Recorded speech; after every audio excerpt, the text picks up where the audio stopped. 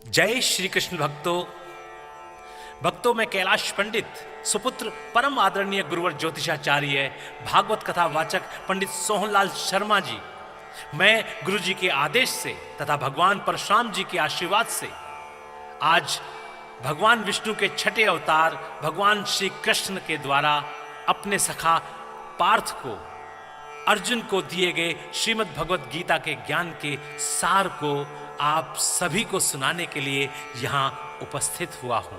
भक्तों, श्रीमद् भगवत गीता के 18 अध्याय हैं।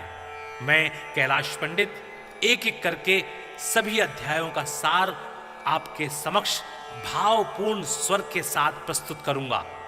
मैं गीता सार को आरंभ करूं उससे पूर्व कृपया आप सभी हमारे इस चैनल को अधिक से अधिक संख्या में शेयर करके सब्सक्राइब कराएं, जिससे सभी सनातन धर्म प्रेमियों के पास ये गीता सार पहुंच जाए और उन्हें धर्म लाभ प्राप्त हो, उनका कल्याण हो। तो बोलिए भगवान श्री कृष्ण की जय।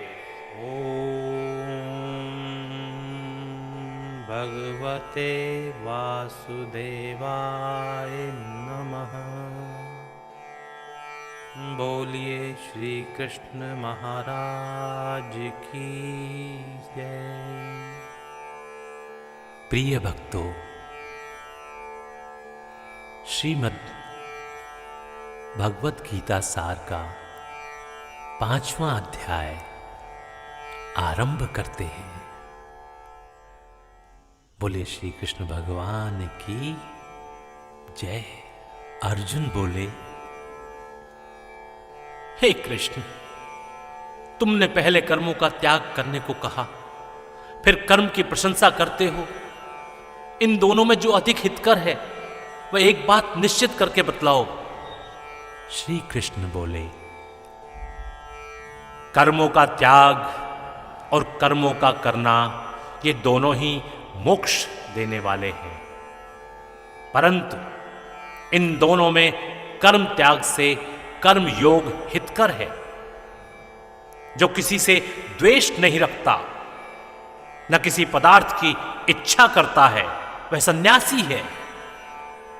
ऐसा पुरुष संसार के बंधनों से छूट जाता है। सांख्य और योग को मूर्ख लोग ही पृथक पृथक कहते हैं, पंडित नहीं कहते। जो इन दोनों में से एक में भी अच्छी तरह स्थित हो जाता है, उसको दोनों फल प्राप्त होता है। ज्ञान योगियों को जो स्थान मिलता है वही कर्म योगियों को प्राप्त होता है। ज्ञान योग व कर्म योग एक ही हैं।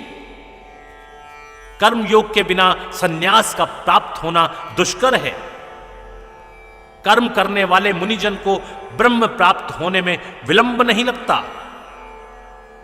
कर्म योग युक्त शुद्ध अंतःकरण वाला, मन तथा इंद्रियों को जीतने वाला, संपूर्ण प्राणियों में अपनी आत्मा को देखने वाला, कर्म करता हुआ भी कर्म फल से लिप्त नहीं होता। योग मुक्त तत्ववेत्ता पुरुष देखते हैं, सुनते हैं, स्पर्श करते हैं, सूंघते हैं, खाते हैं, चलते हैं, श्वास लेते हैं, तो भी यह नहीं मानते हैं कि मैं कुछ नहीं करता। वे बोलते हैं, त्यागते हैं, ग्रहण करते हैं, परंतु यही मानते हैं कि मैं कुछ नहीं करता। और यह मन धारण करते हैं कि इंद्रियां ही अपने अपने विषयों में बरतती हैं। जो प्राणी ब्रह्म में अर्पण कर संग को त्याग कर कर्म करता है, वह पाप से लिप्त नहीं होता। जैसे कमल पत्र पर जल नहीं ठहरता, योगी जन शरीर से, मन से, बुद्धि से तथा इंद्रियों की आसक्ति से रहित होकर आत्मशुद्धि के निमित्त कर्म करते हैं।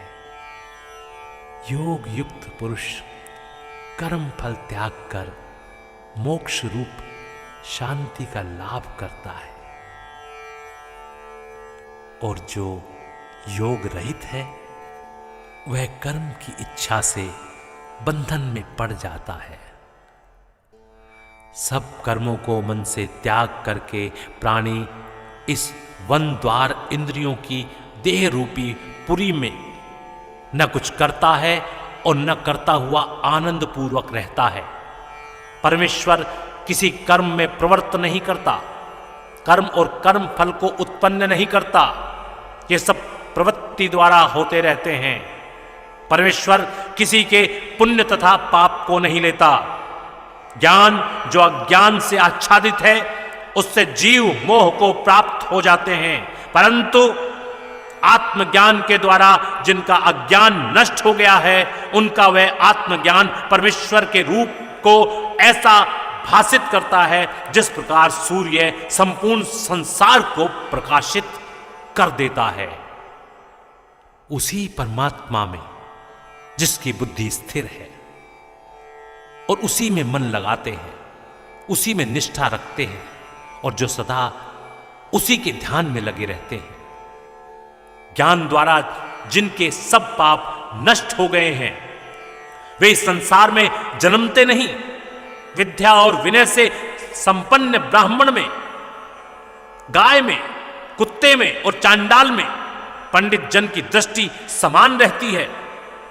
जिसके मन में इस तरह की समानता उत्पन्न हो गई है उन्होंने इस लोक में जन्म मरण रूप संसार को जीत लिया है, क्योंकि ब्रह्म निर्दोष और सर्वत्र समान है, इसलिए वे ब्रह्म को प्राप्त हो जाते हैं।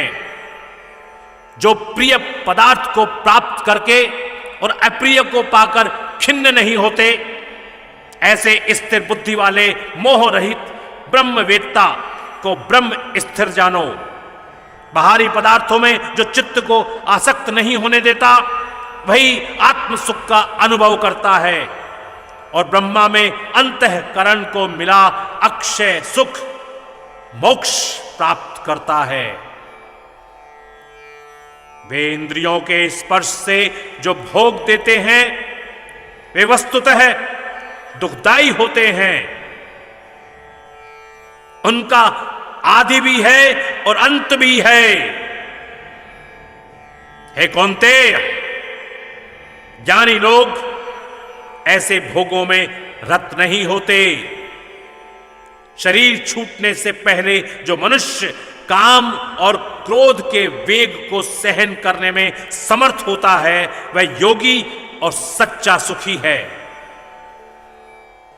जो योगी आत्म सुख से सुखी, अंतरात्मा के आनंद से आनंदित और अंतर ज्योति से ही प्रकाशित है, वह ब्रह्म रूप होकर ब्रह्म निर्वाण मोक्ष को प्राप्त होता है।